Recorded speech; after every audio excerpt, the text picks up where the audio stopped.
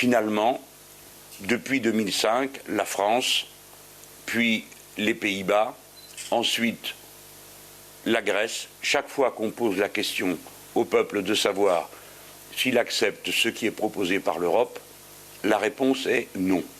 Quelle que soit la pression qui s'effectue, quelle que soit la mobilisation des médiacrates et des appareils politiques de chacun des pays. Il est temps d'en tirer la leçon.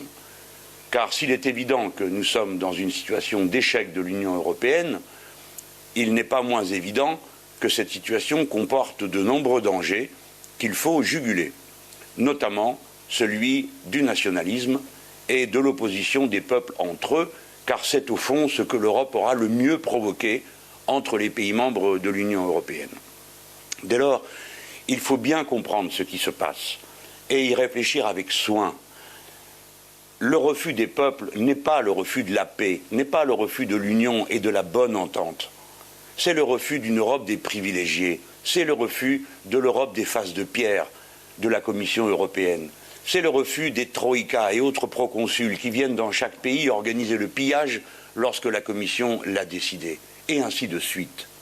Au fond, c'est le refus du fait qu'il n'y ait pas d'harmonisation fiscale, le refus du fait qu'il n'y ait pas d'harmonisation sociale, si bien que dans la vie de tous les jours, il faut dire les choses comme elles font. L'Union européenne, c'est la loi El Khomri, c'est la désorganisation des services publics, c'est la marchandisation de tout. C'est la faveur donnée aux riches, aux ultra-riches et aux privilèges de toutes sortes. Et il est donc normal que les gens qui n'ont qu'une vie et qui tâchent de la vivre dignement disent non à une organisation pareille. Dès lors, et pour résumer, c'est d'abord l'échec de cette Europe qui a une adresse, celle du gouvernement allemand, qui depuis des années, de traité en traité, de rencontre en rencontre, à la faveur d'une soumission incompréhensible, notamment des présidents de la République française, messieurs Sarkozy et Hollande, qui, les deux, chacun à leur tour, ont renié la parole des Français, le gouvernement allemand a fait la politique conforme à ses intérêts et qui n'est pas la politique conforme à l'intérêt de l'Europe. C'est donc cette Europe du capital et cette Europe du gouvernement allemand qui est en échec aujourd'hui et rien de plus, naturellement, rien de plus à condition qu'on fasse face. Je crois que c'est une occasion extraordinaire pour la France de revenir sur le devant de la scène et de proposer de toute autre méthode. Naturellement, pour cela, il faut d'abord sortir des traités existants. Qu'on ne me dise pas que c'est impossible.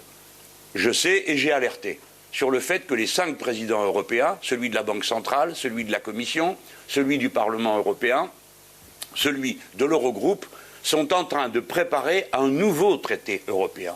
Ils sont au travail depuis maintenant plus de 6 mois. Il est temps que tout ceci sorte du secret, soit débattu au grand jour, de manière à ce que ceux qui, comme moi, veulent faire valoir l'intérêt de leur patrie et de leur peuple puissent être entendus. Au fond, si nous laissons les choses aller comme elles sont et comme elles vont, alors il n'y aura plus qu'une alternative. Changer l'Europe ou la quitter. Et ce sera le message que j'adresse aux autres dirigeants des gouvernements européens. L'Europe, pour les Français, on la change ou on la quitte.